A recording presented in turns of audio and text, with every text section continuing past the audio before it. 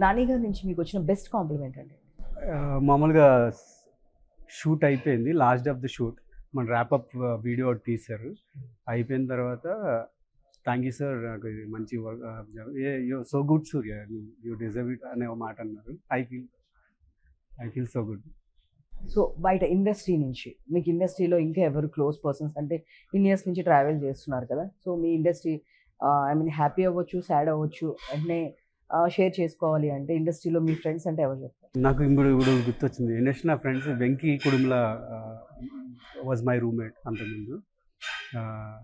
నాకు మొన్న ఇలా ఒకడిని అలా కార్లో వెళ్తుంటే మొత్తం అంతా అలా పడతా వచ్చింది. చిన్న గ్రాటిట్యూడ్ విజువల్స్ పడతా వచ్చింది.